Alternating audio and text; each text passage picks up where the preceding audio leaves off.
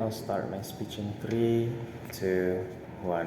When we're taking a look at ASEAN countries, for instance, you take a look at Indonesia, Malaysia, Thailand, etc. Of course, you're gonna see their main point of being a tourism country is since they have many kinds of cultures, they have many kinds of expenditures. For instance, like a lot of places you can where you can go, but at the same time, you realize how most of those things are actually correlated towards medical treatments. For instance, you take a look at foods that are in Indonesia, and then you realize how most of them are believed to then have many good and great healthcare for you, meaning that most of the things that is cultures that are coming from these countries are basically medical tourism anyway. Therefore, we are so proud to propose. But then, okay, panelists, 3 points of setups coming from the proposition team. Firstly, about the status quo, two things. A, you realize how are the conditions in the ASEAN countries.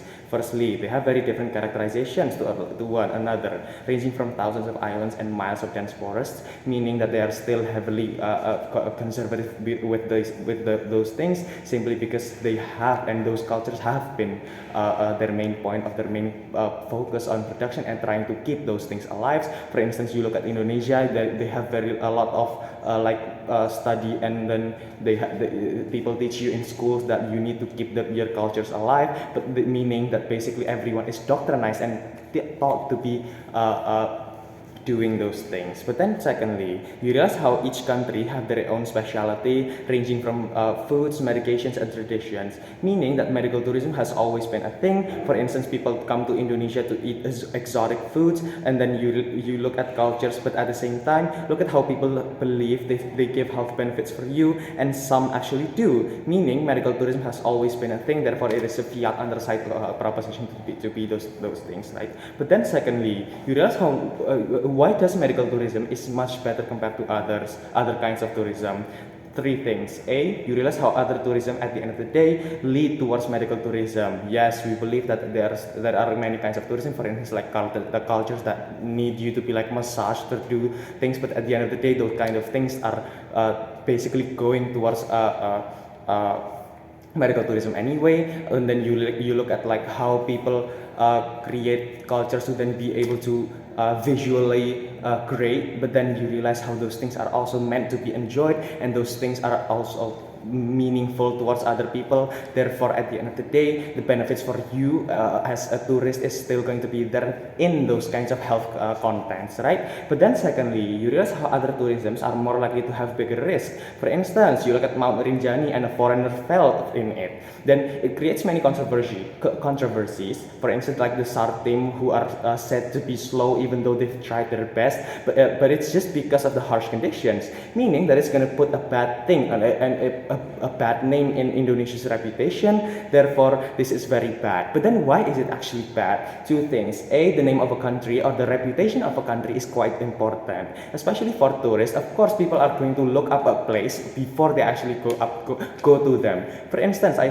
think people are not going to be that bored to then be able to go to North Korea simply because they are bored. Of course, they're going to take a look at what country they are going to be going to, and then of course they're going to have like a goal and a few things that are needed to be achieved in those countries. Therefore, we believe there are no closing gates towards getting into these cultures, right? But then secondly, it heavily affects the reputation of Indonesia. But then why does heavily affecting putting a bad name in a reputation of a country is going to be very bad? Simply because a country is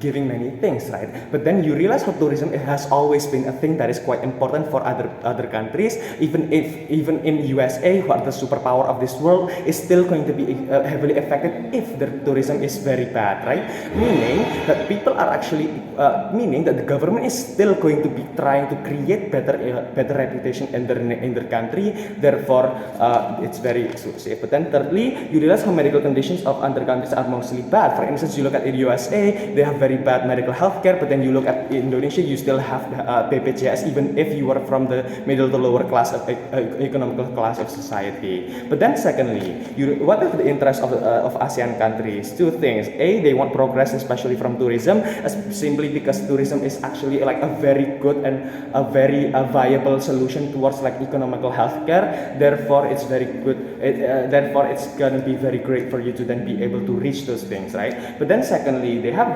various capabilities. Therefore, they are going to put it in good use. For instance, you look at how like wedang ronde in Indonesia is actually like given to you or bought for you if you are like having wind coming into your body, and then you realize how wedang ronde itself have very great effects on you. Therefore, those kinds of cultures are still going to be great for you at the end of the day. But then thirdly, what are the counterfactuals? Opposition are probably going to say like, oh right, when we prioritize medical treatments and also medical tourism, other kinds of tourism are not going to be there. No. Two answers. A, no, we are still going to have other kinds of tourism. We are only going to prioritize those things simply because it is we believe that it is better, in which I will explain and have been explaining in my speech. But then secondly, you realize even if it was going to happen, we believe that medical tourism is also made from other kinds of tourism. Therefore, most other tourism is still going to be exclusive is still going to be viable under our side. Therefore, it's not going to be a fiat under opposition to then say like, oh, it's not going to be a thing under side proposition, right? But then, okay, moving into my substantive panels, one thing, why is it going to be justified? A few things. A, you realize how it's going to be aligned with the interests of ASEAN countries, but then secondly, it's going to be more beneficial at the end of the day for you as a country itself. But then, what are the problems in the status quo? Two things. A, you realize how they want progress. What better way to gain these kinds of progress, especially from exclusive medications? And exclusive medications are only available under most ASEAN countries simply because they have like simply because they are still a developing countries, meaning that there's still not that approved or like they're not like very affected by globalizations. Therefore, people are still going to be able to see, right? We're still going to be able to see like, oh, these people are still being able to connect with their own cultures, and then they have their own medical treatments, right? But then secondly, healthcare is very important. Of course, you as a human being need healthcare itself, especially when you get hurt or you're gonna go towards the hospital, and then if you don't have good healthcare and or expensive healthcare, especially like if you are in like Europe and also the USA, you're gonna be very bad it's gonna be very bad for you, especially because it's not actually accessible towards those people, right? But then you realize how medication is in such countries are going to be much better since they are more likely to come from traditional places. Few layerings. A, that because they come from traditional places, they are more likely to become more cheaper and also exclusive, since it's very hard to get the same kind of medication, especially from a different culture or a different place, since they are more likely to be conservative. But then why is it exclusive? Two things. These countries still have many places or like tribes who are still conservative. For instance, in Papua, Sulawesi, or Kalimantan, and many other countries, they still have a lot of conservative people. But then secondly, you realize how in ASEAN countries, most of them are still developing countries. Therefore, they are less likely to become affected by globalization. They are therefore proud.